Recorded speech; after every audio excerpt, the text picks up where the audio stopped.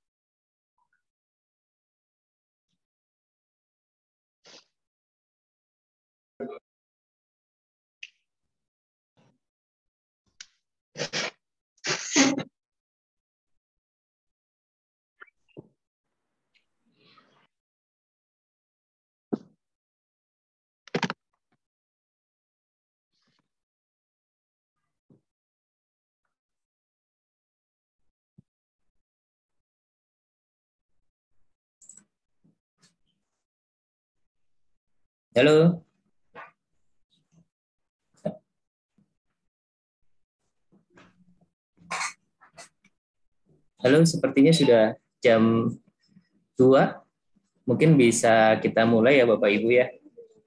Pak Arief, apa sudah siap? Siap, Mas Jody. Siap ya. Silakan dimulai. Oke, Assalamualaikum warahmatullahi wabarakatuh. Selamat siang Bapak-Bapak, Ibu-Ibu.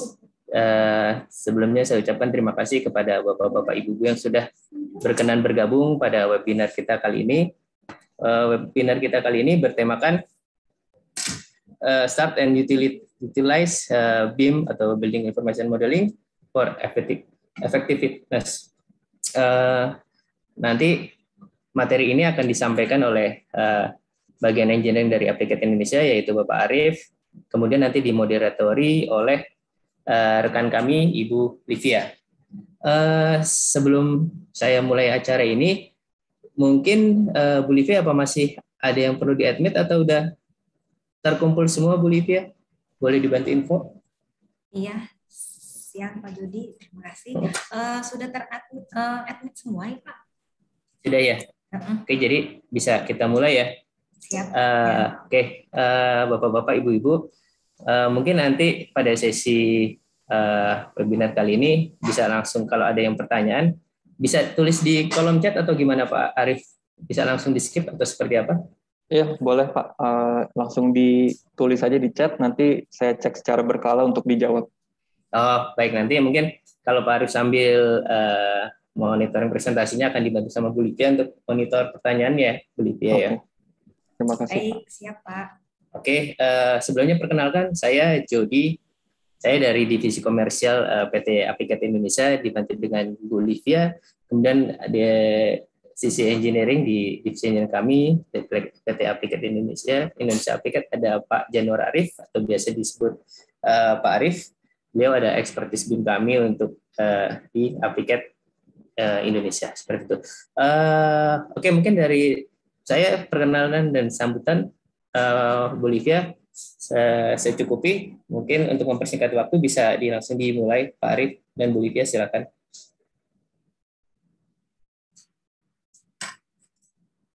Oke, terima kasih Pak Jody. Assalamualaikum warahmatullahi wabarakatuh. Selamat siang Bapak Ibu sekalian. Mungkin untuk mempersingkat waktu ya, ini kita sudah lewat 8 menit, akan langsung saya mulai saja. Oke, izinkan saya share screen.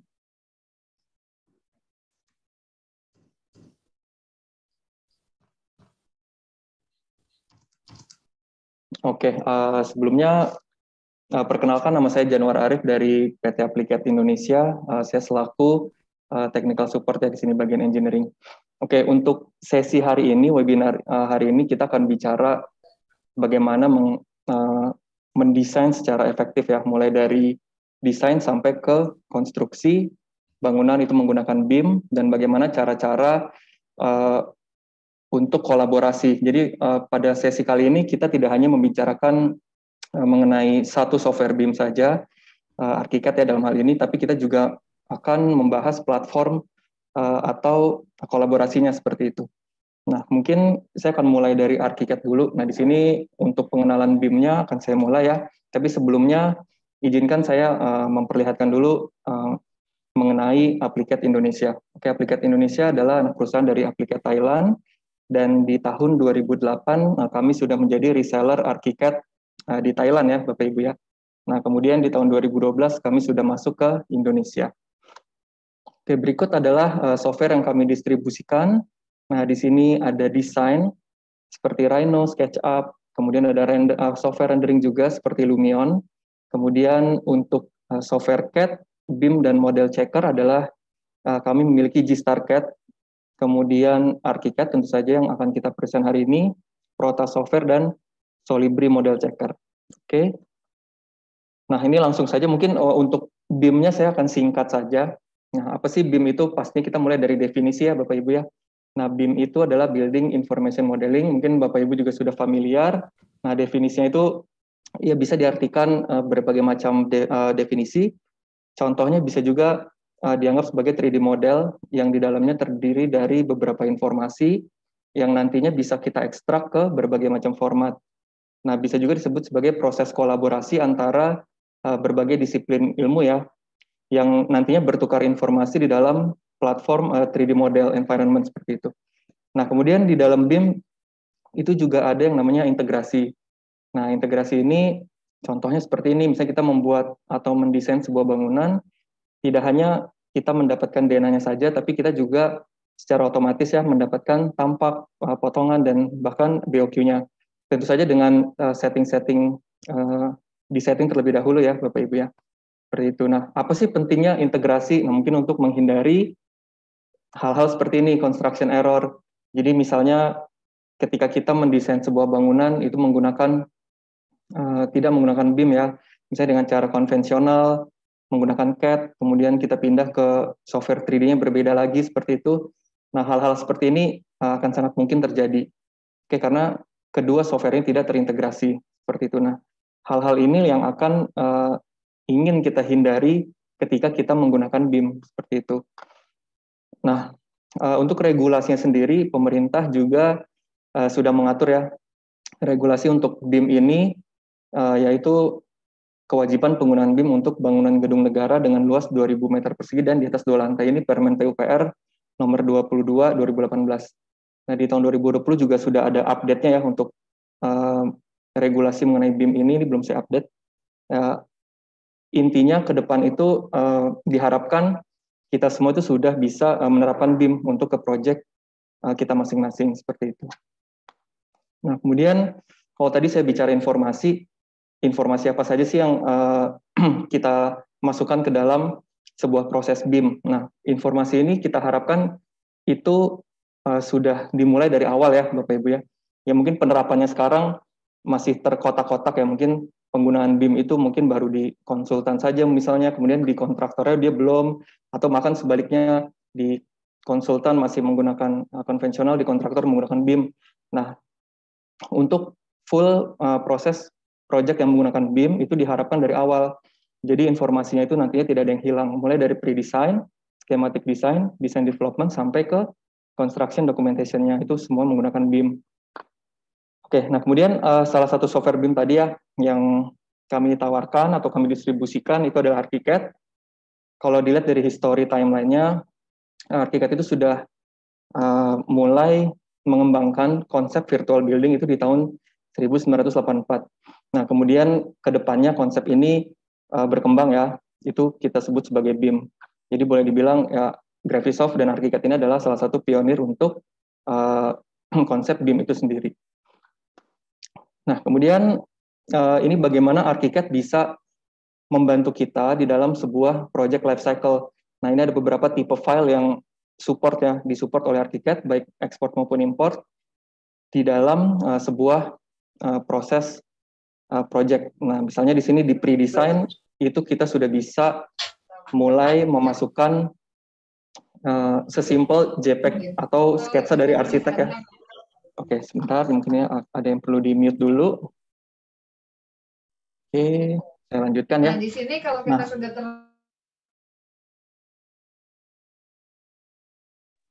Oke. Kemudian mulai dari sketsa arsitek atau mungkin dari data surveyor, itu kita sudah bisa masukkan ke dalam ArchiCAD. Kemudian ke schematic design kita juga sudah bisa mengeluarkan output ya.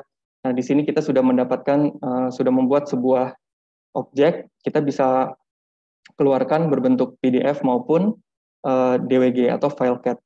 Nah, di design development mungkin sudah ada kerjasama dengan stakeholder lain, misalnya menggunakan software BIM lainnya, misalnya Revit ataupun Tekla dan lain sebagainya. Itu ArchiCAD sudah bisa berkolaborasi atau menerima file IFC dari software BIM lainnya. Nah, sampai ke final construction documentation, ini juga sama ya. Produk yang dihasilkan adalah IFC, PDF maupun file CAD seperti itu. Nah, kemudian kalau Bapak Ibu lihat di bagian bawah, sini ada BIMX. Nah, ini nanti akan saya jelaskan di belakangnya nanti, di depan ya. Untuk BIMX ini adalah aplikasi atau software untuk presentasi dan dokumentasi. Oke. Nah, kemudian ini adalah tipe file yang bisa keluar masuk ArchiCAD. Mungkin yang perlu digarisbawahi di sini adalah CAD, kemudian IFC itu tadi, kemudian SKP ya. Kemudian juga ada sini kita bisa ekspor schedule dalam bentuk Microsoft Excel atau file Excel seperti itu. Oke, berikutnya masuk ke fitur. Nah, di sini fitur pertama itulah teamwork. Ini adalah fitur andalan dari ArchiCAD. Nah, di sini untuk teamwork ini apabila Bapak Ibu memiliki lebih dari satu license ya untuk ArchiCAD, kita bisa mengaktifkan fitur teamwork di mana Bapak Ibu bisa bekerja secara tim dan kemudian itu secara real time di dalam sebuah model ya. Jadi di sini kita bisa bagi, misalnya saya kerjakan yang orange, kemudian Bapak Ibu yang hijau, ada yang merah dan seterusnya, bisa dipantau oleh project manajernya atau senior arsiteknya untuk progresnya, dan kita juga bisa berkirim pesan mengenai platform chatnya, ada dashboard chatnya juga. Oke. Kemudian untuk fitur berikutnya di sini ada mulai dari ArchiCAD 24 ya, saat ini sudah ArchiCAD 25 itu sudah terintegrasi dengan MEP Modeler. Jadi Bapak Ibu apabila ada kebutuhan penggambaran MEP itu sudah bisa dilakukan di dalam ArchiCAD. Oke. Nah ini tadi BIMX ya, software atau aplikasi yang bisa Bapak Ibu dapatkan secara gratis di Google Play untuk Android maupun di App Store untuk iPhone ya, untuk pengguna iPhone atau iPad itu bisa diinstal. Dan fungsinya adalah untuk membuka file publish dari ArchiCAD itu sendiri. Mungkin lebih jelasnya akan saya perlihatkan videonya ya, Bapak Ibu ya. Oke, di sini share sound. Ya.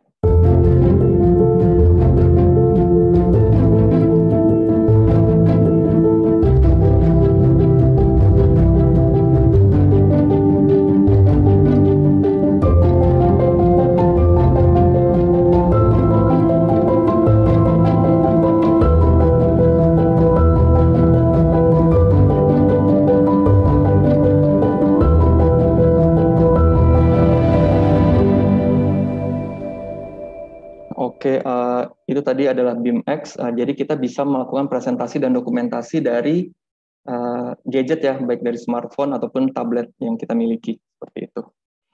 Oke, kemudian kesimpulan sekarang kenapa kita menggunakan ArchiCAD, why ArchiCAD gitu ya.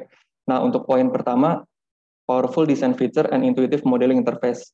Nah, tidak bisa dipungkiri ya, untuk di Indonesia saat ini kita sudah sangat terbiasa dengan sistem atau sistem kerja konvensional. Jadi menggunakan CAD, kemudian balik ke yang mungkin paling populer SketchUp ya Bapak Ibu ya. Jadi dari CAD kita buat 3D di SketchUp.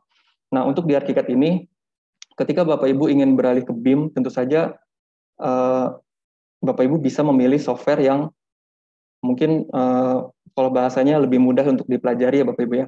Learning curve-nya itu lebih singkat. Jadi karena di ArchiCAD ini adalah memiliki tools-tools itu yang intuitif. Jadi nanti kalau mungkin akan saya perlihatkan sedikit, untuk setiap tools di ArchiCAD itu memiliki icon yang itu sangat informatif. Oke ya. Nah, kemudian yang kedua, great interoperability and open BIM support. Ini juga sangat penting.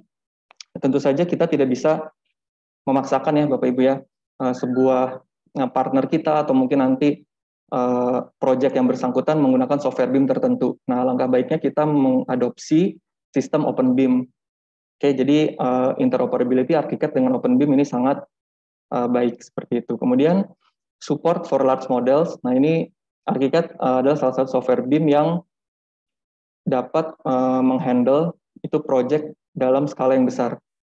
Seperti itu. Nanti mungkin saya keluarkan contohnya.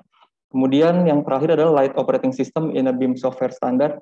Untuk ukuran software BIM, ArchiCAD adalah salah satu yang boleh dibilang penggunaan resource-nya itu cukup rendah. Nah, tentu saja disesuaikan dengan project-nya ya Bapak Ibu ya.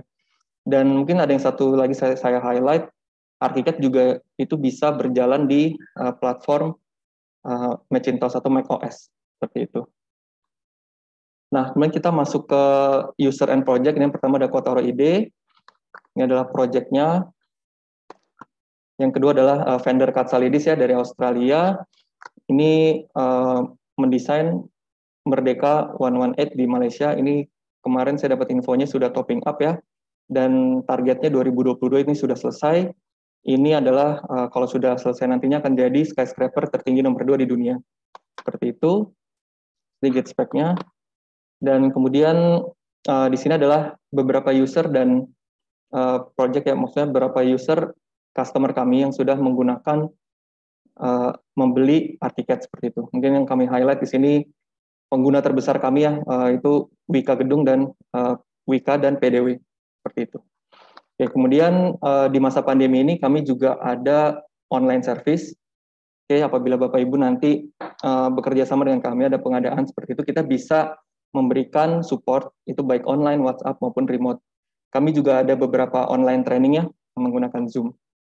Nah, ini aktivitas online kami selama pandemi bersama partner. Oke, demikian untuk presentasinya. Nah, sebelum saya masuk ke software ArchiCAD-nya, mungkin Bapak Ibu ada pertanyaan, boleh disampaikan, atau mungkin saya chat ke kolom chatnya ya.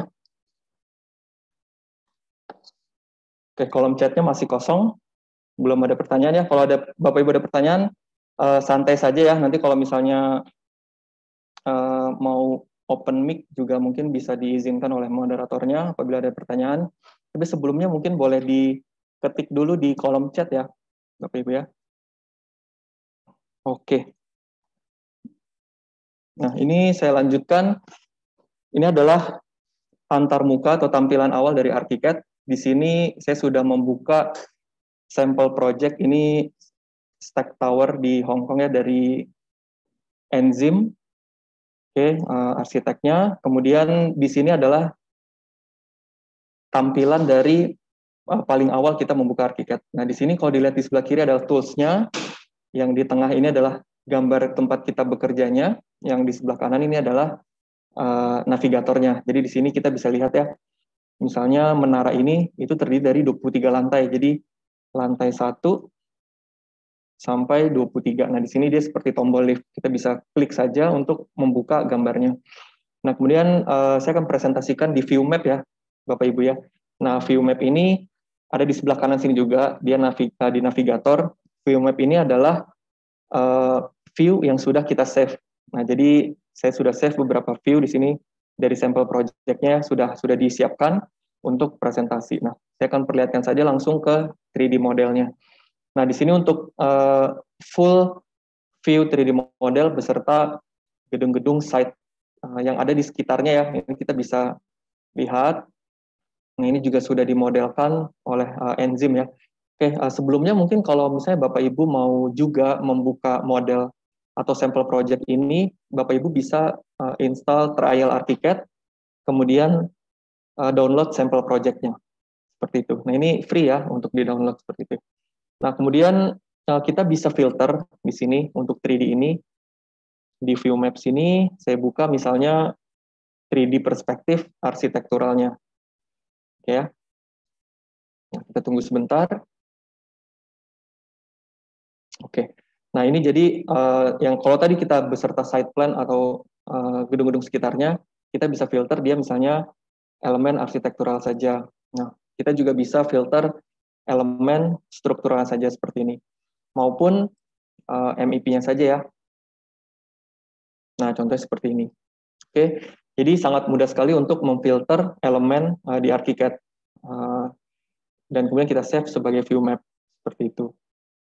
Oke, berikutnya di sini ada 3D cutaway vertikal.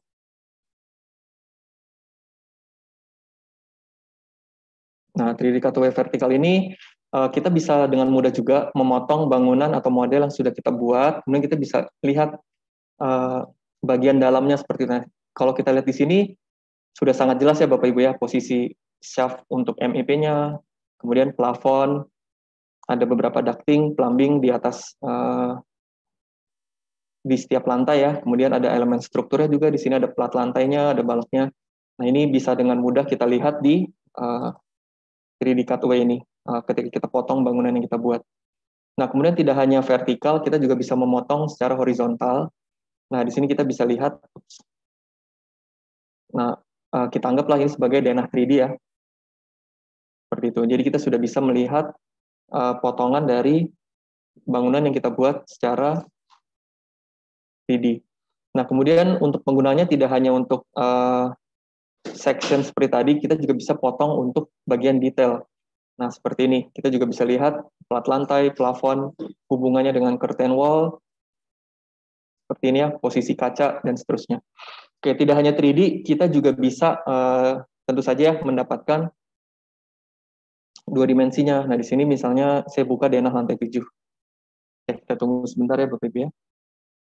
Nah, ini untuk denah per lantai, tentu saja kita juga bisa dapatkan ya. Ini lantai 7, lantai 3, floor plan.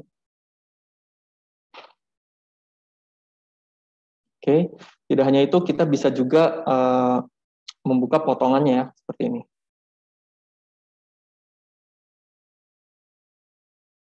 Oke, kita tunggu sebentar. Oke, ini adalah section atau potongan dari bangunannya. Nah, tidak hanya potongan, kita juga bisa dapatkan elevasinya atau tampak.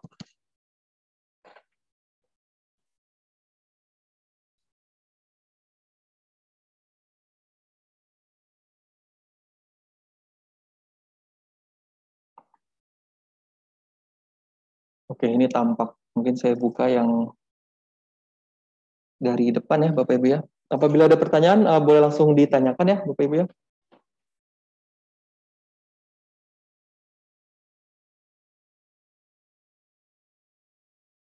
Oke, ini adalah tampak depannya, seperti itu.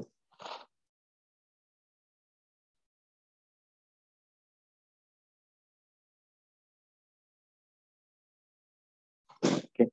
Nah, kemudian kalau kita melihat bangunan seperti ini yang sudah memiliki banyak elemen ya, Bapak Ibu ya.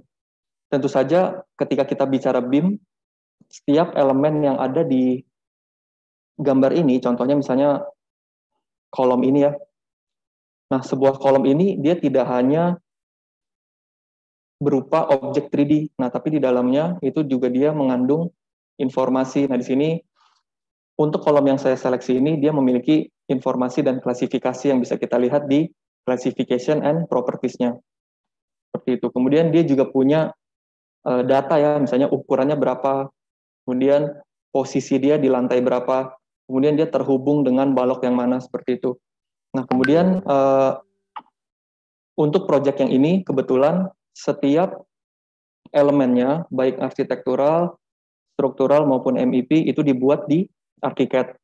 Oke, tapi kalau kita bicara BIM, kita tidak bisa bicara hanya satu software. Oke, ya, bisa saja misalnya kita membuat elemen arsitekturalnya di ArchiCAD, kemudian kita bekerja sama dengan konsultan lain, atau mungkin konsultan struktur ya, yang mereka penggunaan softwarenya bukan ArchiCAD. Oke ya, misalnya mereka menggunakan Revit ataupun mereka menggunakan Tekla seperti itu. Nah, untuk hal-hal seperti ini proses kolaborasi itu menjadi penting. Jadi kita tidak bisa bekerja di platform kita sendiri. Nah, kita butuh sebuah software.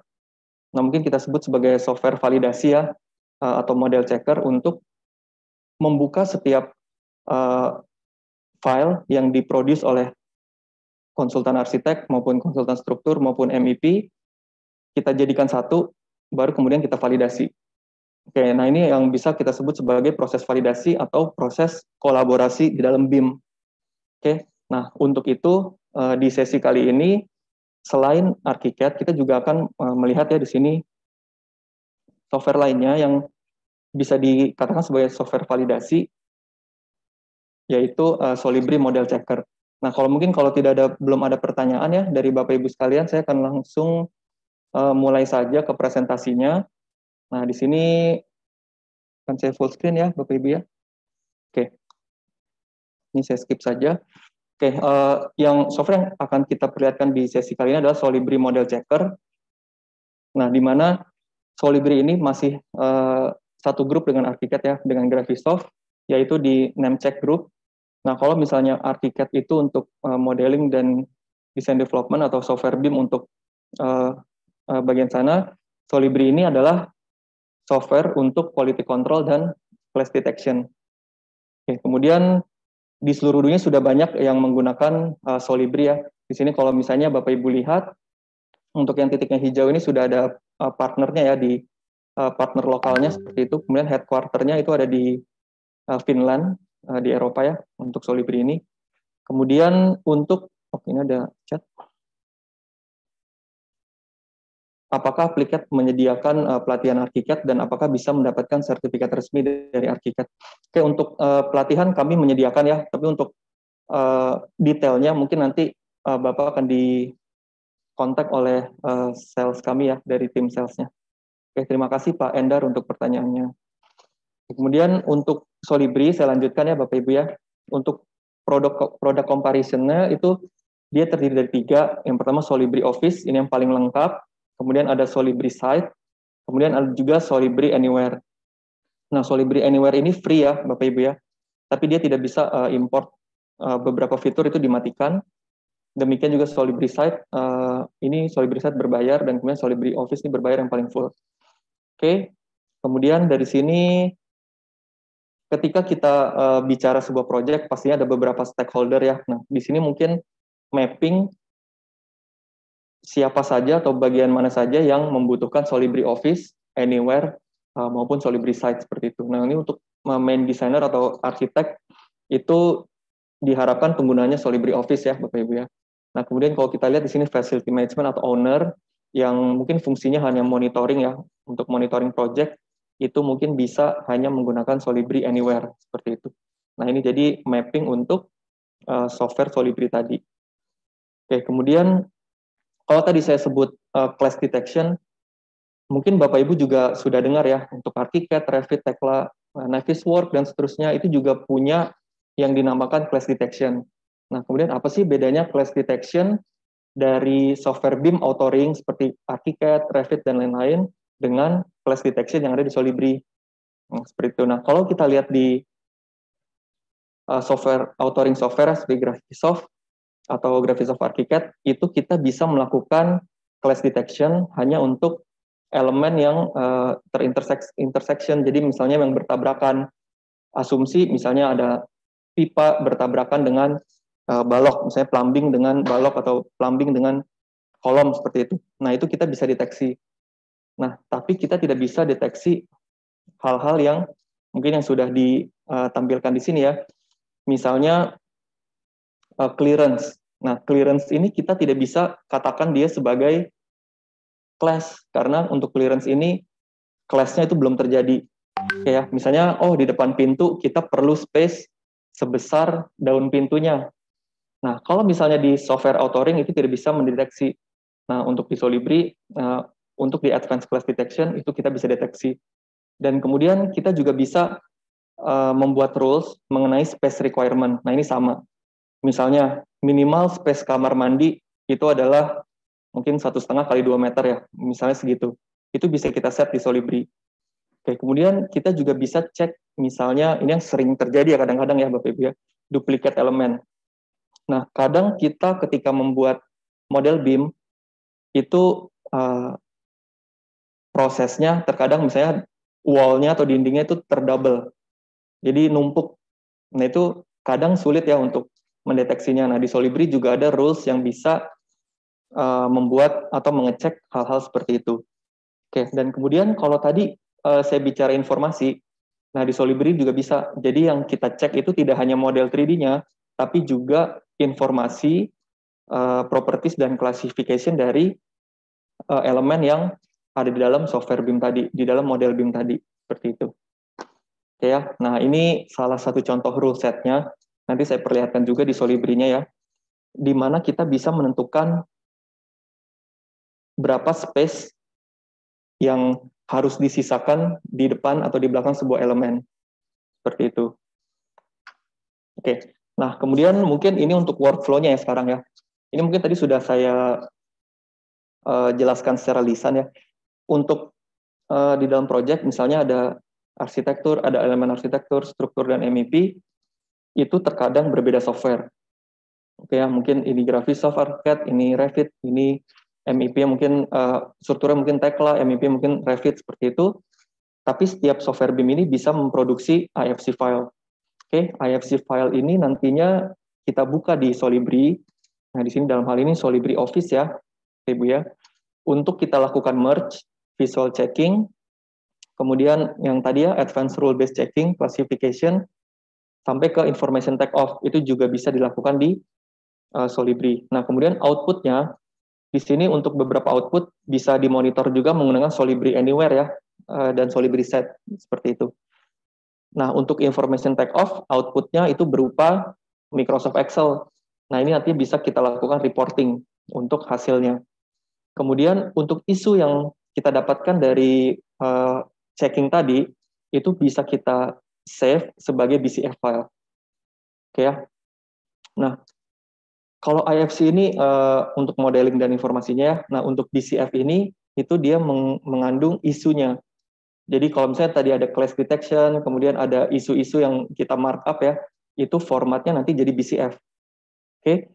Nah, BCF ini nantinya bisa dibuka kembali atau dikembalikan kembali ke masing-masing authoring softwarenya. Jadi untuk ArchiCAD sudah ada ya untuk BCF manajernya.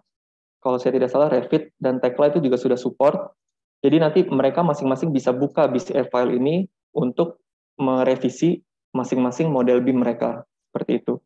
Oke, mungkin ini saya ada tabel yang lebih atau diagram yang lebih komplitnya ya, tapi untuk garis besarnya seperti tadi. Jadi untuk model itu kita cek di software validasi, dalam hal ini Solibri, sampai itu di-approve. Jadi kalau masih ada clash, kita revisi lagi. Masih ada isu, kita cek lagi, kembali lagi, sampai ketika dia sudah approve final, baru terjadi sebuah final model, dan inilah yang akan dibangun oleh kontraktor untuk menjadi construction document, seperti itu. Oke ya. Kemudian, nah ini fitur ya. Di Solibri ada IFC Optimizer, sebagaimana kita tahu terkadang file IFC itu cukup bengkak ya, cukup besar ukurannya. Nah di Solibri ini ada optimizer-nya, jadi Bapak Ibu bisa menghemat file size ya, sampai mungkin 55% untuk efisiensinya, seperti itu. Nah kemudian kenapa kita menggunakan Solibri? Nah di sini ada sampel case, ini mungkin Bapak Ibu bisa lihat di situs Solibri juga. Untuk Copenhagen Airport, improve collaboration and 400,000 in cost saving. Ini mereka menghemat 400.000 euro karena mereka sudah mengetahui di awal posisi-posisi clash dan itu bisa di-prevent. Nah, hal inilah yang membuat mereka menjadi lebih efisien seperti itu. Dan ini tentu saja cost saving ya. Nah, kemudian ini juga untuk Lang O'Rourke, making digital manufacturing process concrete with Solibri. Jadi untuk proses validasinya itu bahkan bisa digunakan untuk manufacturing, dalam hal ini manufacturing konkret ya. Ini juga kalau saya nggak salah di Eropa, di UK. Okay. Kemudian untuk beberapa Solibri user yang sudah memakai. Untuk di Indonesia sendiri sudah ada Takenaka ya yang menggunakan Solibri ini, dan juga PDW seperti itu sudah menggunakan Solibri. Oke, kemudian ini sistem requirement. Ini dari Applicat, saya skip saja. Ini sama. Oke, ini ada sedikit videonya.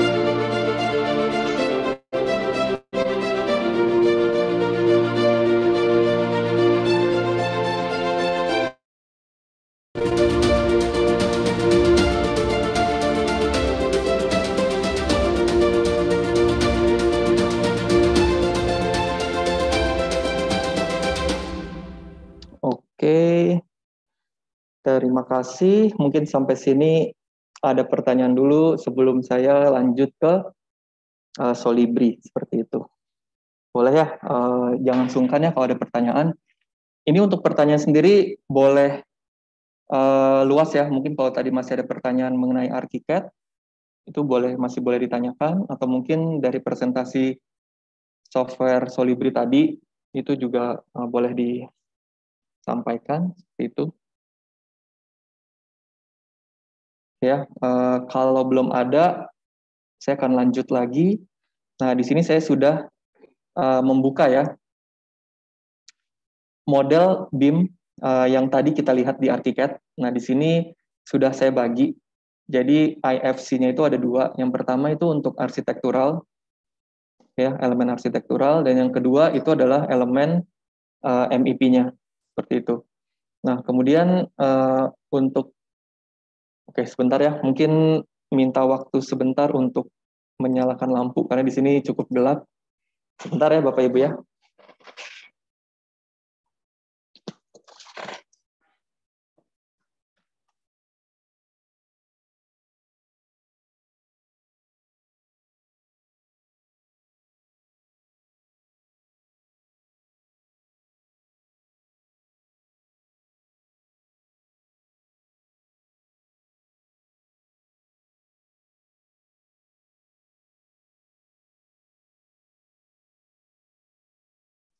Oke, kita lanjut lagi karena di sini cukup gelap.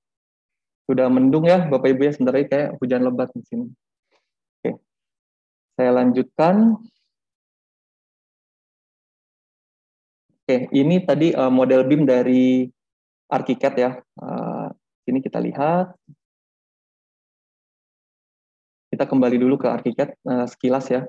Nah, jadi model BIM ini sudah saya save, tapi saya save-nya dengan asumsi ya Bapak Ibu ya, dengan asumsi misalnya elemen arsitektural dari ArchiCAD, kemudian elemen MEP-nya itu dari IFC lain. Nah, itu saya buka di Solibri. Oke. Nah, kemudian di sini saya sudah punya elemen arsitektural dan elemen MEP.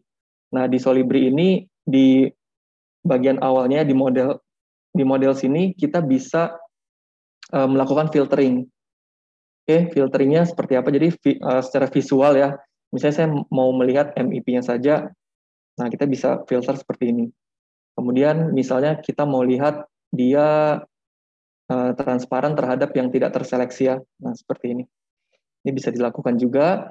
Kemudian untuk filtering ini kita bisa lakukan juga per elemen. Jadi contohnya misalnya, oh saya hanya mau lihat beam-nya saja, atau baloknya saja.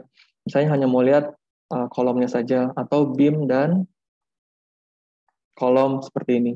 Oke ya, jadi filteringnya bisa berdasarkan elemen. Nah, elemen ini tadi yang sudah kita buat di software BIM ya, Bapak Ibu ya, dalam bentuk IFC di sini. Ya, tidak hanya itu, kita bisa ini sama ya, kita bisa filtering juga by layer. Oke, ini by layer. Kita bisa filter juga itu by floor. Jadi misalnya ini lantai berapa nih, 10. Nah, kita hanya mau lihat lantai 10-nya saja seperti ini. Oke, kita bisa filtering. Nah, kemudian ini saya kembalikan dulu. Oke ya. Kemudian untuk model Solibri ini kita bisa definisikan disiplin ilmunya. Jadi di sini saya definisikan ini adalah model arsitektural, dan yang bawah ini kita set disiplinnya misalnya plumbing, atau ini untuk MEP ya. Nanti bisa dipisahkan juga untuk plumbing, sprinkler, HVAC, dan lain-lain. Oke, di sini saya plumbing. Kemudian di Solibri kita juga bisa melakukan sectioning, atau kita bisa potong juga nih. Seperti ini ya. Nah, ini kalau kita geser, kita bisa memotong juga. Kita bisa hilangkan untuk garis potongnya, atau bidang potongnya seperti ini. Oke, kemudian kita juga bisa melakukan markup. Nah, di sini sudah ada markup tools ya. Jadi misalnya Bapak Ibu mau menandai ini, contohnya seperti ini, kita bisa berikan keterangan ya. Nah, ini misalnya kita mau berikan bebas ya, misalnya di sini ganti klosetnya gitu ya. Oke, kita bisa markup atau kita bisa memberikan isu ini. Kemudian di communication kita juga bisa membuat presentasi baru di sini. Oke ya. Nah, ini untuk membuat isu secara manual ya Bapak Ibu. Oke, sebentar sepertinya ada yang mic-nya nyala nih.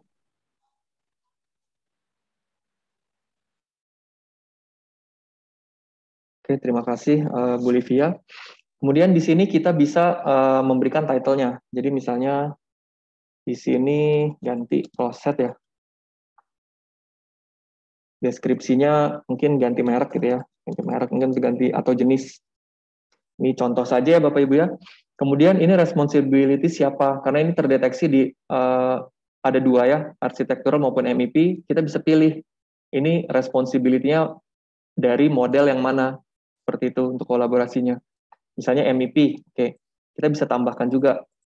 Nah, tolong diganti yang lebih kecil misalnya klosetnya. Oke, dan kemudian kini kita sudah mendapatkan satu isu.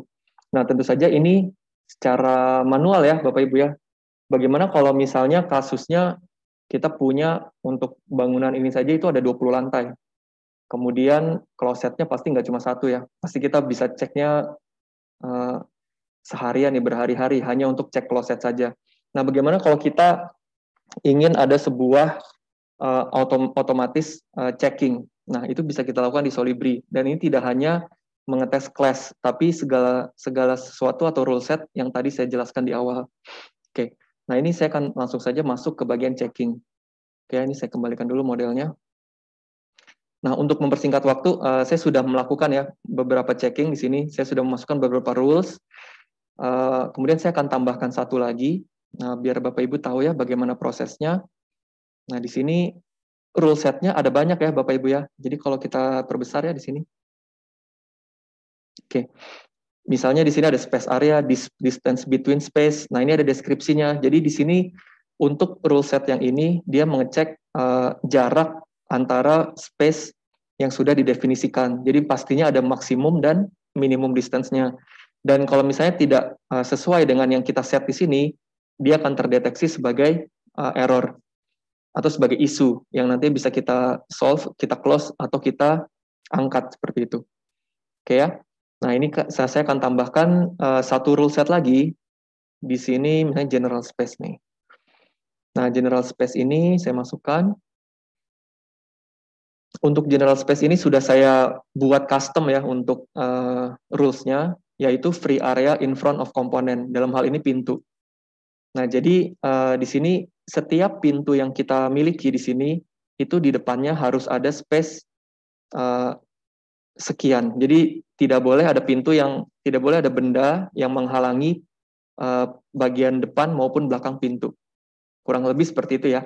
Nah, kita bisa cek juga nih di sini. Ceknya both side, dua sisi, depannya saja atau belakangnya saja seperti itu. Nah, di sini saya cek dua-duanya ya. Oke, mungkin ini sekilas saja untuk rule setnya. Nah, dari sini kita bisa mulai cek model. Nah, kita klik saja cek model. Dia akan secara otomatis cek model baik dari arsitektural maupun MEP-nya ya, Bapak Ibu ya. Seperti itu. Oke, kita tunggu dulu. Nah, sambil tunggu, mungkin ada pertanyaan, Bapak Ibu sekalian? Belum ada pertanyaan ya?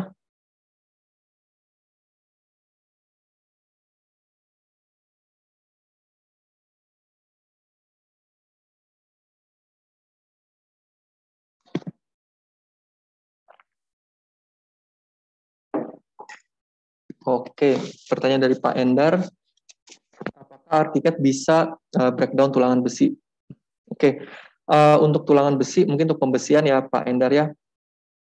Di ArchiCAD itu belum ada software yang belum ada tools yang terintegrasi, tapi dia ada plugin yang dinamakan Aptar. Nah, untuk Aptar ini sendiri itu bisa melakukan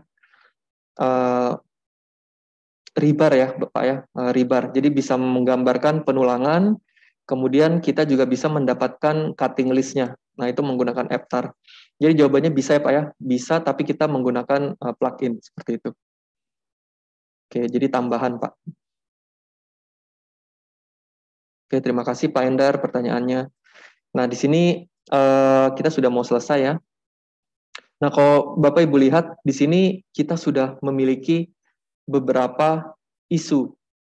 Oke, kalau kita lihat di sini ada merah, orange, dan kuning. Yang merah ini tandanya dia critical. Jadi bisa di-set dari rules parameternya ya.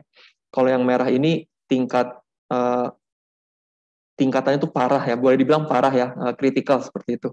Nah, di sini saya pilih dulu satu, misalnya nih wall intersection. Mungkin kita cek ya masing-masing ya Pak ya, errornya.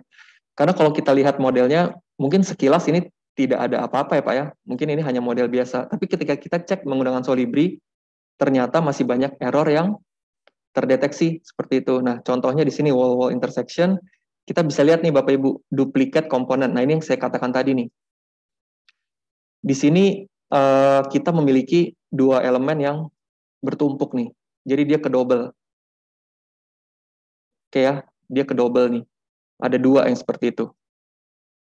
Oke. Nah, ini ada dua nih. Ini saya tutup dulu. Kemudian ada komponen inside each other. Kita cek ya.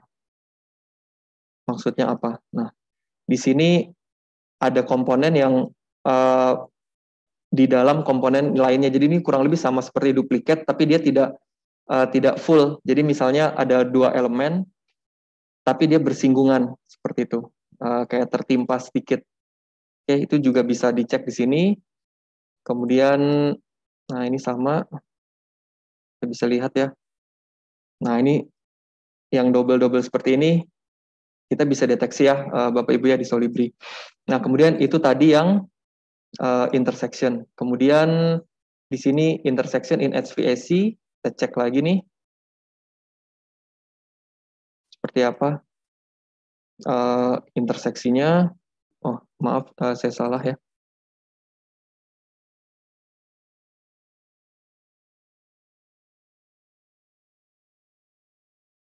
Oke, nah di sini untuk intersection-nya itu mungkin ada di dalam wastafel ini ya, dia sepertinya terdouble nih, ada dua. Nah ini mungkin terjadi kalau misalnya di model arsitekturalnya itu sudah ada wastafel, kemudian dari model ME-nya itu juga menggambarkan kembali. Nah itu bisa terjadi nih seperti ini. Kemudian berikutnya model should have components. Nah ini yang tadi saya katakan ya Bapak Ibu ya. Beberapa furniture di sini, misalnya seperti ini, toilet seats and basin must be defined. Nah, kita bisa cek tidak hanya dari model 3D-nya, tapi juga klasifikasinya. Jadi kalau misalnya anggaplah si toilet seat-nya ini kita belum masukkan informasi yang seharusnya, yang dibutuhkan, nah itu kita bisa cek juga dengan Solibri. Nah, tapi untuk hal seperti ini, tingkat kritikalnya itu tidak merah, jadi orange. Tandanya dia tidak terlalu berbahaya ya mungkin ya seperti itu, karena ini hanya properti saja. Tapi tentu saja seperti tagline-nya ya, we bring quality data. Jadi ini kita sudah bicara kualitas dari data dan kualitas dari informasi di dalam model BIM itu sendiri. Jadi tidak hanya model 3D-nya saja. Oke ya, nah berikutnya nih, komponen must touch each other. Nah di sini. Oke, kalau kita cek di sini, ternyata elemen ini bukan elemen struktural. Nah, jadi kalau misalnya komponen must touch each other komponen, contoh kolom dia harus ketemu sama balok seperti itu ya Pak ya. Jadi kalau misalnya ada kolom yang berdiri sendiri, dia akan terdeteksi di sini. Oke. Nah, kemudian yang terdeteksi di sini ini bukan kolom, tapi ini adalah boleh dibilang objek interior, tapi dia terdefinisikan sebagai kolom. Nah, ini juga mungkin saya cukup jauh ya bicara. Jadi di sini penting untuk kita perhatikan klasifikasi dari sebuah elemen. Nah, tandanya di software BIM-nya, elemennya ini masih belum diklasifikasikan sebagai mungkin elemen interior seperti itu ya. Jadi dia masih terdeteksi sebagai kolom. Oke ya, makanya dia terdeteksi sebagai error di sini. Oke, berikutnya nih. Banyak ya ternyata ya Bapak Ibu ya, errornya nih. Komponen distance, ada nih floor distance, floor height. Nah, untuk height ini dia bagi menjadi dua, ada yang too high, kemudian ada too low. Nah, ini kalau kita lihat jarak antara slab ini dia terlalu pendek terdeteksinya. Oke ya. Itu untuk yang too low, kemudian too high. Ini jaraknya terlalu jauh. Ini yang tadi saya mention-nya di depan. Bahkan untuk jarak itu bisa kita setting rules di Solibri. Oke ya. Jadi ini benar-benar advanced class checking. Oke, berikutnya yang terakhir ya di sini, ini yang sebelum yang terakhir, komponen property value must be consistent. Nah, ini cukup menarik juga, di mana di sini, oke saya cek dulu ya, kita bisa lihat misalnya ada komponen yang namanya sama, nah seperti ini, komponen with same name must have same type. Jadi komponen yang namanya sama, itu tipenya harus sama juga. Oke ya, mungkin rule-nya cukup menarik ya Bapak Ibu ya. Jadi kita bisa cek misalnya ada sebuah elemen yang tidak konsisten. Misalnya ada BIM yang satu itu dia namanya BIM A, ukurannya sekian. Sementara ada BIM yang namanya sama tapi ukurannya berbeda. Nah, itu kan kita bisa mungkin memang disengaja seperti itu, atau mungkin itu sebuah error dari BIM modelernya. Nah, kita bisa cek juga nih di Solibri. Oke, jadi hal-hal seperti ini cukup detail ya kalau kita lihat rules-nya seperti itu. Dan yang terakhir, nah ini general space yang tadi saya custom ya, free area in front of component. Nah, ini mungkin yang sangat jelas ya terlihat errornya seperti ini. Oh, ini elemennya bisa kita highlight ya, kita tinggal double klik saja. Nah, kalau Bapak Ibu lihat, di sini kita punya pintu, dan yang di depannya itu ada apa nih, seperti elemen interior atau elemen arsitektural ya, yang dia akan tertabrak kalau kita buka pintunya. Nah, di sini clearance pintunya 99 cm dan dia ada di area itu. Kemudian kita cek lagi nih di belakangnya. Nah, ini tangga juga terdeteksi sebagai clash karena dia ada elemen di depan dan di belakang sebuah pintu. Nah, tapi kalau kita lihat untuk yang bagian tangga ini dia tidak masalah ya, Bapak Ibu ya. Jadi kita bisa mark as accepted. Oke, jadi kita checklist di sini. Nantinya tidak akan menjadi isu. Nah, tapi yang ini, yang dua ini, ya kalau Bapak Ibu lihat, kalau pintunya dibuka, ini pasti tertabrak ya Bapak Ibu ya. Nah, kita jadikan ini sebagai isu. Oke, seperti ini. Kita jadikan isu seperti tadi ya Bapak Ibu ya. Nah, ini misalnya clash antara balok dan pintu. Kemudian responsibility siapa? Karena mungkin ada di model MIP ya tadi ya. Kita klik saja. Sini kita bisa tulis, tolong digeser misalnya baloknya. Oke. Nah, dari sini kita sudah punya isunya. Ini saya contohkan satu ya, Bapak Ibu ya. Kita masuk lagi ke, oke ini sudah ada chat lagi ya.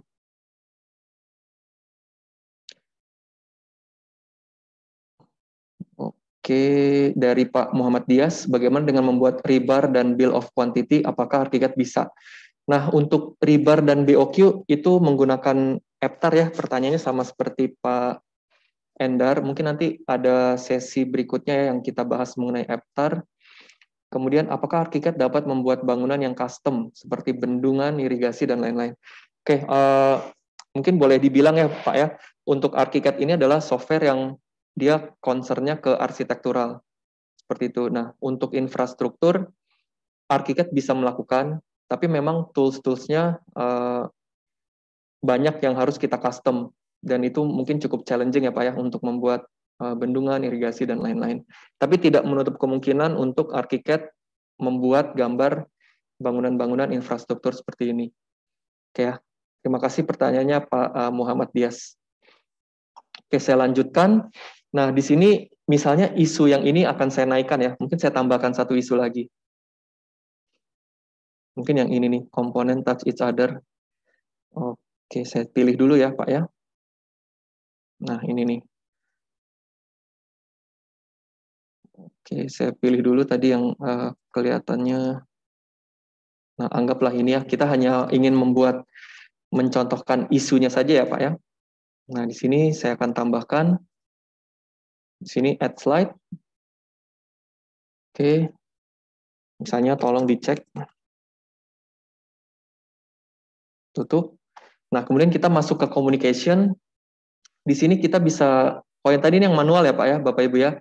Sekarang kita akan buat yang otomatisnya. Kita ambil dari checking result. Nah, checking resultnya, rule setnya bisa kita pilih juga di sini. Misalnya komponen must touch other component dan general space. Nah, ini sudah kita masukkan nih. Ada dua isunya. Yang pertama ini, yang kedua tadi ini ya, Bapak Ibu ya. Nah, kemudian kalau kita lihat dari skema yang tadi, saya balik sedikit ya Bapak Ibu ya. Nah, dari sini, setelah dari Solibri, kita bisa report dalam bentuk Excel, atau kita bisa report, save ya, isunya dalam bentuk BCF. Oke, untuk diedit di masing-masing software, authoring softwarenya, seperti itu. Nah, ini yang akan kita lakukan kali ini ya. Nah, pertama, saya akan coba report menggunakan Excel. Save report. Save. Nah, hasilnya seperti ini. Jadi, report berbentuk Excel. Nah, ini nanti mungkin bisa di-print atau bisa didistribusikan di SharePoint dan lain-lain ya, Bapak Ibu ya. Oke. Dan yang menarik di sini adalah kita bisa report itu sebagai BCF. Oke ya, misalnya saya report, nah, presentation 1. Oke, sudah di-save. Saya save di desktop ya, Bapak Ibu ya. Nah, dari sini kita bisa kembali lagi nih ke ArchiCAD. Ya, kita bisa kembali lagi ke ArchiCAD untuk membuka isu yang sudah kita cek di Solibri tadi, seperti itu. Nah, di sini sudah ada BIM Collab ya, BCF Manager. Kita buka file yang tadi. Nah, misalnya ini presentation 1. Oke, kita tunggu. Nah, di sini isunya akan masuk. Oke. Nah, di mana kalau saya double klik di foto ini, dia akan muncul. Oke, Bapak Ibu ya. Jadi, kita tidak perlu lagi mencari. Jadi, kalau Bapak Ibu lihat di sini, bangunan ini ada 23 lantai. Kalau kita kasih lihat gambar seperti ini, Bapak Ibu ya, kira-kira tahu nggak ada di mana? Mungkin nggak tahu ya, Bapak Ibu ya, harus cari dulu seperti itu. Nah, dengan BCF ini, dengan klik saja, kita bisa langsung diarahkan ke bagian yang error. Oke, nah dari sini kita bisa hapus, misalnya seperti ini. Karena dia clash ya Bapak Ibu ya, kita hapus contohnya. Nah, kita bisa report lagi di sini. Di sini sudah dihapus ya Bapak Ibu ya, sudah kita screen capture, kita kasih nama, kita kasih description lagi, kemudian nanti di save. Nah, file yang tadi bisa kita buka lagi di Solibri dengan catatan nanti isunya sudah diperbaiki seperti itu, sudah di-close. Oke, mungkin sampai sini ada pertanyaan untuk proses kolaborasinya. Dan ini tidak hanya ArchiCAD ya Bapak Ibu ya, jadi Solibri ini apabila nanti file BCF-nya Bapak Ibu buka di Revit maupun di Tekla itu bisa. Jadi dia sudah ada semacam live sync-nya ya, mungkin ada BCF, istilahnya BCF Manager seperti dari BIM Collapse. Oke. Belum ada pertanyaan ya sampai sini ya. Oke, kalau belum ada pertanyaan, saya lanjut sedikit lagi. Nah, ini masih fitur Solibri ya. Di Solibri kita juga bisa melakukan information take off. Nah, seperti itu. Jadi di sini misalnya kita mau cek semuanya ya Bapak Ibu ya. Kita tinggal klik di take off all. Seperti ini kita bisa mendapatkan volumenya. Ini ada panjangnya dan ini bisa di custom Bapak Ibu ya. Misalnya yang mau dimunculkan itu apa? Quantity kah? Identification kah? Atau klasifikasi maupun property set. Misalnya nanti di ArchiCAD kita punya elemen ya. Itu vendornya misalnya toilet, misalnya Toto atau American Standard dan sebagainya. itu kita bisa ambil property setnya di sini. Ya, kita bisa information take off berdasarkan vendor, atau mungkin fire rating, atau mungkin sound tingkat kedap suaranya seperti itu. Itu bisa kita save di sini. Oke. Kemudian tidak hanya itu, misalnya Bapak Ibu juga mau, oh saya hanya mau ambil itu dari layer seperti itu. Misalnya di sini layer ya. Operatornya one off. Kita buka, misalnya Bapak Ibu mau ambil layer yang mana? Misalnya layernya BIM, struktur BIM. Oke. Kemudian kasih nama nih, misalnya ini BIM. Oke. Nah, di sini kita bisa take off hanya BIM-nya saja atau baloknya saja. Oke, Bapak Ibu ya. Jadi di Solibri ini untuk information take off-nya sangat powerful ya. Jadi kita bisa filtering elemen apa saja, properties apa saja, klasifikasi apa saja dari software BIM yang ingin kita ambil informasinya. Seperti itu. Oke. Kemudian berikutnya dari sini kita masuk ke project scoring ya. Nah, project scoring juga menarik, di mana kalau misalnya di sini di bagian checking ini masih banyak isu, kita bisa lihat secara grafis. Kayak kalau Bapak Ibu lihat di sini komponen not check ini berapa nih, 29 item, kemudian check komponen without issue ini udah 55%, komponen with issue 45%, masih cukup banyak ya. Nantinya kalau misalnya ini sudah zero issue, nah project score-nya tuh tentu saja nantinya akan bertambah, itu akan naik seperti itu. Nah, jadi dashboard ini sangat membantu untuk monitoring di dalam sebuah project itu sendiri. Oke. Nah, mungkin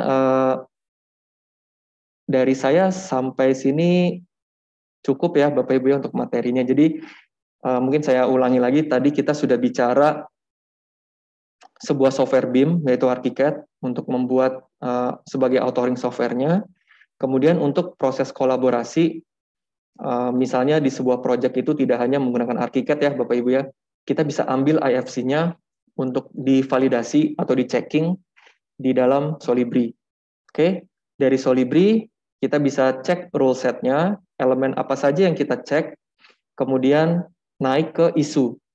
Oke, isu ini kita bagi dua, ada yang bisa kita save sebagai Excel, bisa juga kita import atau kita ekspor sebagai BCF untuk diedit di authoring software masing-masing. Dan terakhir, kita bisa melakukan information take off sampai ke project scoring di Solibri. Seperti itu. Oke, mungkin sampai sini ada pertanyaan sebelum saya kembalikan ke moderator. Boleh ya, mungkin saya tunggu sekitar 5 menit, kalau masih ada pertanyaan, boleh ditanyakan.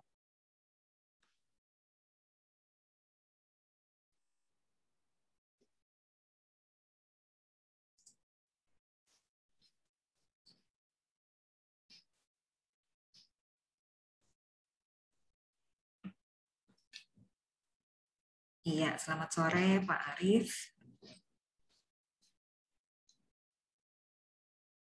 Selamat sore Bu Livia. Terima kasih Pak, presentasinya bagus sekali. Kita sembari mungkin menunggu teman-teman ya dan rekan-rekan nih, mungkin sekiranya ada pertanyaan terkait mungkin kolaborasi antara BIM atau mungkin ingin menanyakan sejauh mana sih transformasi BIM ini bermanfaat bagi kegiatan desain workflow-nya, atau mungkin ada pertanyaan kira-kira kalau dari CAD ke BIM atau dari 3D modeling element ke BIM, apakah kendalanya di mana? Sekiranya kalau mungkin teman-teman ada pertanyaan boleh ya. Jadi nanti mungkin kita bantu sharing-sharing di sini.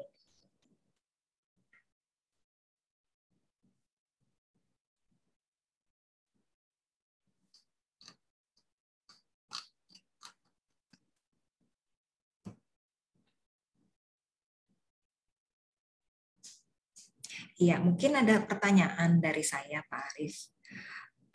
Dari ArchiCAD sendiri, mungkin dari rekan-rekan seperti Pak Endar tadi ya, atau mungkin dengan Pak Dias tadi sempat bertanya untuk ArchiCAD dan Rebar. Kalau misalkan kemarin ini dari Archicad sendiri, berarti nanti akan terbantu oleh plugin-nya di Aptar berarti ya Pak ya? Iya, betul Bu. Baik, siap. Nah, kalau kolaborasi dari Archicad sendiri ke Solibri ini apakah live sync atau bagaimana ya Pak ya? Oke. Untuk untuk kolaborasinya untuk Solibri ke Archicad mulai dari Archicad 25 itu ada live sync ya. Hanya saja mungkin live sync-nya itu hanya berupa selection basket seperti ini. Jadi mungkin masih belum terlalu signifikan ya Bu Livia ya untuk kolaborasinya. Tapi ini sudah mulai sangat membantu. Semoga nanti ke depannya ada fitur live sync yang lebih kompleks lagi ya seperti itu. Kalau untuk saat ini dia hanya fitur seleksi. Jadi objek yang kita seleksi di Archicad itu bisa masuk ke selection basketnya dari Solibri seperti itu Bu Livia. Ya, mungkin untuk kedepannya kita harapkan ada live sync yang lebih kompleks lagi seperti itu. Baik, terima kasih sekali sharingnya Pak Arif. Baik teman-teman, mungkin paralel sembari kita mungkin menunggu dari teman-teman yang mungkin nanti akan ada pertanyaan lanjutan yang mungkin bisa di chat, bisa juga nanti langsung di unmute. Mungkin saya undang di sini kehadiran dari tim kita ya dengan Pak Andi Rong, di mana beliau ini yang in charge untuk sebagai senior advisor untuk BIM division kita di Archicad. Mungkin silakan Pak Andi jika mungkin ada yang disampaikan terkait dari mungkin Archicad saat ini di versi berapa dan apakah mungkin nih siapa tahu ada informasi yang bisa di-share ke rekan-rekan kita nih, mungkin ada terkait promo menariknya nih Pak Andi. Silakan Pak Andi.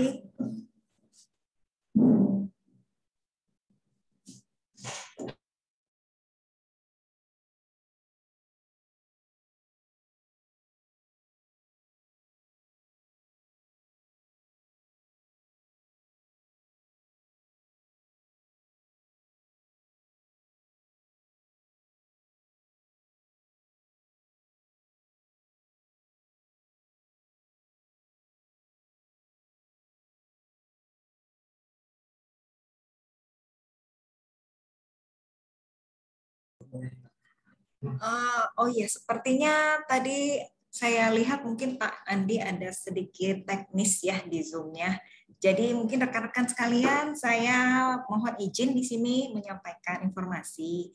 Jadi ada kabar baik nih rekan-rekan. Jadi sekiranya untuk rekan-rekan nanti yang membutuhkan informasi training, nanti saya akan coba share ya untuk WhatsApp yang bisa dihubungi di kolom chat. Kebetulan kita menyediakan nih training mulai dari untuk yang pelatihan, mulai dari advance sampai ke dari essential trainingnya, sampai mungkin ada informasi juga untuk training untuk BIM manajernya. Terkait untuk promo, kebetulan kita juga ada promo sampai per tanggal 23 bulan Desember ini. Jadi sekiranya jika ada yang membutuhkan informasinya, boleh menghubungi ke WhatsApp kami ya, rekan-rekan. Oh iya, dengan Ibu Hilda. Halo, selamat sore Bu Hilda. Sepertinya ada pertanyaan nih Bu, dari Bu Hilda ya. Silakan Pak Arif mungkin. Oke, ini pertanyaan yang sangat menarik ya. Mungkin ini Bu Hilda ya. Selamat sore Pak, izin bertanya, Revit dengan Archicad apakah perbedaan, persamaan, keunggulan, dan kekurangannya? Oke, mungkin kalau dari saya, mohon maaf ya Bu Hilda, saya hanya bisa bicara dari sisi Archicad seperti itu. Nah mungkin untuk kelebihan, mungkin persamaannya saya bisa sampaikan ya. Persamaannya itu sama-sama software BIM, jadi bisa melakukan integrasi ya Ibu ya. Seperti tadi, baik Revit maupun Archicad itu bisa melakukan integrasi 2 dimensi, 3 dimensi, BOQ, gambar kerja, seperti itu sama ya. Kemudian Produce AFC, masuk ke Solibri itu bisa. Kemudian kalau keunggulan dan kekurangan, kalau keunggulan dari Archicad dibanding Revit, tadi mungkin ini yang saya dengar ya, saya dengar dari beberapa partner seperti itu, untuk user interface-nya Archicad lebih familiar, jadi lebih mudah untuk dipelajari. Sementara Revit mungkin membutuhkan lebih banyak waktu untuk dipelajari, seperti itu yang saya dengar ya Bapak Ibu ya. Kemudian untuk resource juga, nah ArchiCAD boleh dibilang lebih ringan. Kemudian untuk Revit itu resource-nya mungkin lebih berat, seperti itu. Dan kemudian kalau dari sisi lisensi atau licensing, ArchiCAD ini masih ada skema yang perpetual, seperti itu. Jadi kita bisa, misalnya Bapak Ibu ada pengadaan, itu bisa beli satu kali software-nya itu bisa pakai seumur hidup, seperti itu. Sementara untuk Autodesk ya, Revit ya, sepengetahuan saya itu sistemnya subscription. Jadi sistemnya rental, seperti itu, per tahun. Oke, mungkin yang bisa saya jawab seperti itu ya Bu Hilda ya. Karena memang untuk komparasinya sudah banyak sekali Bu di YouTube dan lain-lain. Mungkin Ibu bisa research juga ya Bu ya. Mungkin kalau dari saya seperti itu. Terima kasih Bu Hilda atas pertanyaannya. Oke, mungkin ini disimpulkan oleh Pak Azadin ya. Lebih gampang pakainya mungkin ya. Mungkin saya boleh setuju seperti itu. Mungkin. Terima kasih Pak Azadin untuk tambahannya. Sama-sama Bu Hilda. Ya, terima kasih banyak Pak Arif untuk jawabannya dan terima kasih untuk Pak Azadin ya. Terima kasih juga untuk pertanyaannya Bu Hilda. Mungkin ada pertanyaan lainnya dari rekan-rekan sekalian? Dan mungkin untuk sedikit menambahkan informasi, ada pertanyaan kembali dari Pak Bambang nih, mungkin Pak Arif. Silakan mungkin Pak Arif. Oke, mungkin bisa dilihat di list yang tadi ya, di sini. Nah, ini user yang sudah menggunakan, mungkin Pak Bambang bisa cari di kantor-kantor yang ada di sini, Pak. Seperti itu ya, Pak Bambang ya. Oke, untuk penggunanya mungkin sudah cukup banyak, Pak.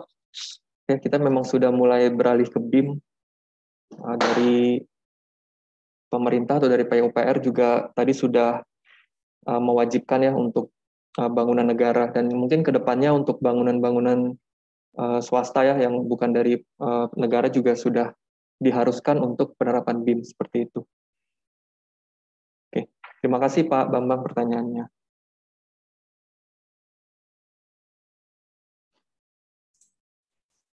Iya, terima kasih sekali pertanyaannya Pak Bambang dan terima kasih untuk jawabannya Pak Arif. Iya, mungkin tadi sedikit menambahkan informasi lanjutan dari Pak Arif. Untuk ArchiCAD betul tersedia dari beberapa option untuk pilihan validasinya ya, validasi waktunya. Jadi dari ArchiCAD sendiri menariknya ini kebetulan ArchiCAD adalah salah satu authoring tools untuk BIM yang tersedia secara perpetual dan lifetime. Namun tidak menutup juga kita hadir untuk membantu yang per project, jadi ada yang per term. Jadi teman-teman kalau rekan-rekan ingin mencoba nih untuk memulai project dengan misalkan mengikuti salah satu tender atau project yang memang ada mandatory untuk BIM, ini mungkin bisa nanti mencoba menghubungi ArchiCAD karena kita akan ada support, di mana support ini kita bisa start from dari sekitar 8,2 SKUD PPM untuk per projectnya.